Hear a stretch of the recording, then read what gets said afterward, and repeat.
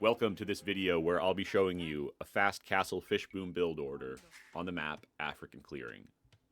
I've loaded up a single player game where I'm playing as the civilization, the Byzantines. The Byzantines don't have any eco bonus, so everything I show you in this video is completely repeatable with any civilization. Most civs can even do it a bit better. As we get started here, I'm just focusing on scouting my map. It's extremely important to try to locate your enemies on any Nomad game, but especially if you're thinking about going for a dock.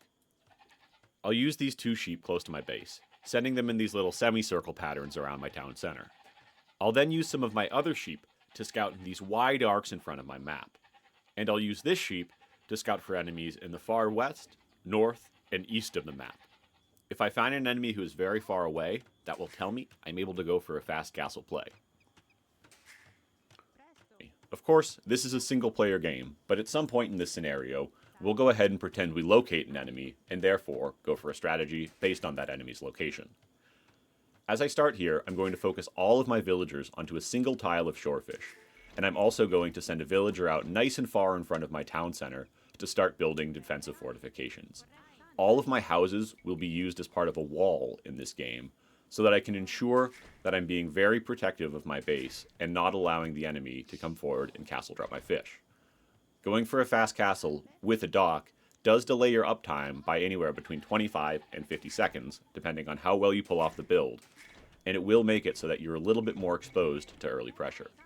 Therefore, it's very important to get your walls down, or at least have buildings in the front of your base so that you can prevent a castle or tower coming up on your fishing ships.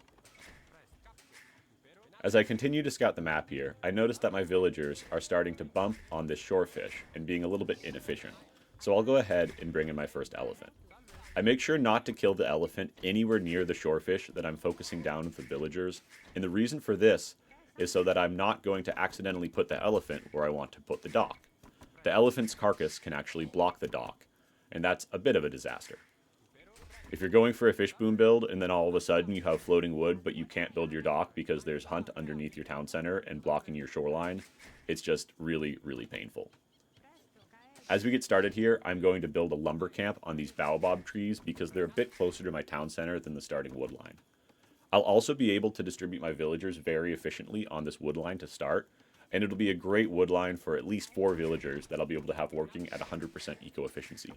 Now that we have a spare minute, we'll use our sheep and just shift queue them around to try to find some more hunt. I see some sheep down here, and I think I saw an elephant down here earlier on, so I'll go ahead and send a villager to that area. At this point, I'll go ahead and just pretend that I found an enemy up in this area, because I do want to execute a fast castle strategy, and at some point, we have to commit to that decision. The elephant under my town center has a lot of food left on it, so I'm not going to bring in this next elephant quite yet. But I am going to start sending villagers out to wood. I want to have at least 6 villagers on wood because that will allow me to consistently produce fishing ships, and I'm actually going to send a 7th villager onto wood so that I will have enough wood to produce fishing ships and eventually also to get something like an additional wood line set up. As I bring in my next elephant, I'll put up my dock.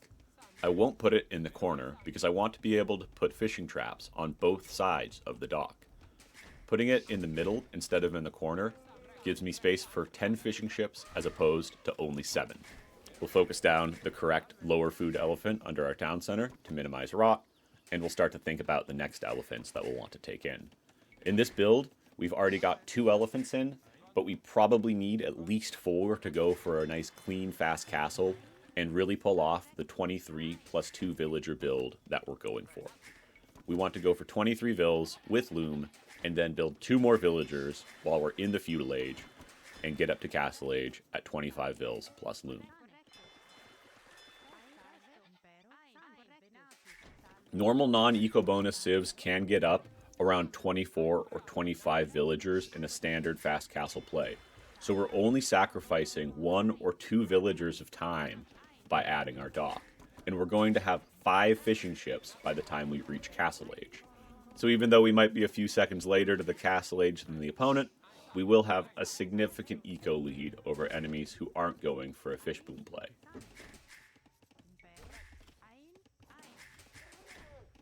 We go ahead and bring in our next elephant, and are just continuing to hunt away now underneath the town center. At this point in the game, it can often be really challenging to have enough food under your TC. So even though I've already got 2 elephants under my TC, I'm already sending out this next villager to hunt. We'll even add in a wood line in the south here, and I've got a 5th elephant that I could potentially bring in.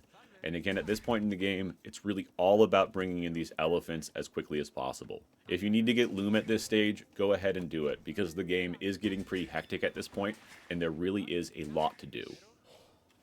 Elephants are quite dangerous, as are rhinoceros, which are the only 2 types of huntables that spawn on African clearing, and they move a lot faster than boars, so you really have to respect them, and the standard no loom play might not work. We take some damage, but we'll just go ahead and de-aggro this elephant as we continue to try to bring it in.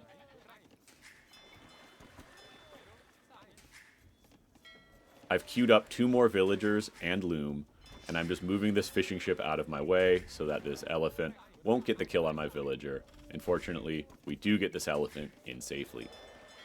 We keep queuing up fishing ships, and we're trying to distribute them as evenly as possible across the fish. As I mentioned, we're going up at 23 plus loom, and at this point in the game, we'll need to get a mining eco set up because we need gold for the Castle Age, so we need 3 villagers on gold, and we'll also want to add a mill and maybe even a few more villagers onto wood. So at this point, right when you click up, it's all about an economic redistribution, and we'll go ahead and make our mill to the east of our base, kind of continuing this theme of creating a line of buildings around our dock so that a tower or castle cannot easily go up and kill all of our fish. Because we've already got 2 lumber camps, we don't need to go for a super drastic redistribution of our economy, but we will still add just a couple of villagers on wood. And as we go up to the next stage, we've got 11 on wood, 14 on food, and 3 on gold. This is pretty standard, and in a build like this, you'll even have the resources to small wall some of your res. Since we're going fast castle, there's totally a possibility that the enemy would already be up and we'd be worried about something like a scout rush. If you do have an enemy who's going for feudal pressure when you're going FC, which generally means that they're arriving to the feudal age right about when you're clicking up to the feudal age, you'll definitely want to wall your resources. You need to wall in your lumber camp on the outside of the map. And it might even make sense to abandon this lumber camp that's not very protected near my town center and just send all those vills to the edge of the map and create a nice base here. I create a small little base using my market and blacksmith in this game instead. But again, if you're facing real pressure, it probably makes sense to wall that a little bit earlier. You can see that I have 100, 200 wood left in the bank. So I'm able to either start adding fish traps, or I could have just used that wood to pre-wall my res and be a little bit safer in this game. I will go ahead and finish walling this area up, though I probably should have built my market and blacksmith about 2 more tiles apart so that I'd have a little bit more space on this wood line, and eventually I could drop a town center within those walls if I wanted to. I click up to Castle Age at 25 plus loom, and I have 30 population. This is a really competitive uptime that we're pulling off, and it really does match up quite well with what you're seeing in Nations Cups builds even, when they don't add fish. It's extremely competitive, and it allows you to turn the Byzantines into a super-powered civ.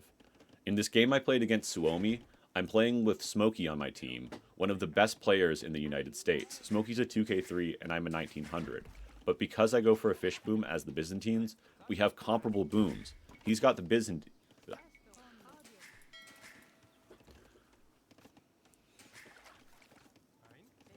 We've got 30 economy and are still going for a sub 17 minute fast castle on this nomad start, which means our eco is in a ridiculous position. In this other game I played against Team Suomi, I had Smokey, a 2k3 rated American on my team. He was playing as the Dravidians. He's got 400 more elo than me, and that civ gets 400 wood for free when they're advancing in the Castle Age. It's a great eco bonus, but because I added fishing ships as the Byzantines, that really gave me all the eco bonus I needed to have an equal boom to him. Smokey was pretty incredible in that game, and he went for a fishing ship boom on the fly in the very first time he heard about it. That's a really fun game, and I totally recommend watching it if you'd like to see an example where 4 players go for a fast castle fish boom strategy, and you can really see a lot of ways to use this strategy to defeat your enemies. At this stage, I'm reaching Castle Age, and again, we're at a sub 17 minute uptime. For now, what I'm going to do because I'm going for a boom play, I'm going to put a town center defensively right in front of my dock. This means that range units won't be able to walk up to this position and pressure the dock, and I'll have good protection for my fish. I'll add my third town center near this giant pond, the zebras, and the wood line. As we add in our 3 TCs, we have 600 food in the bank. So we're in an incredibly strong position in terms of being able to just spam villagers out of all of these town centers. We don't have any farms built yet, and our economy is absolutely cranking. At this stage in the game with 3 town centers up, unless you're in a team game and you want to go for a pure boom scenario, it probably just makes sense to add in a monastery. Monasteries are great buildings if you're going for a boom build, especially in a 1 versus 1 game, because it's kind of a hybrid building, where we'll be able to pick up relics for increased gold income, and we'll also have the start for a monk defense if enemy knights or siege come in to pressure us. You might also consider a less passive and boomy approach, where you add a barracks and stable on the way up to Castle Age and get military out to pressure the enemy and control the map. Thank you for watching. Please give the video a like or subscribe to the channel for more content. This is Varus. Have a great day.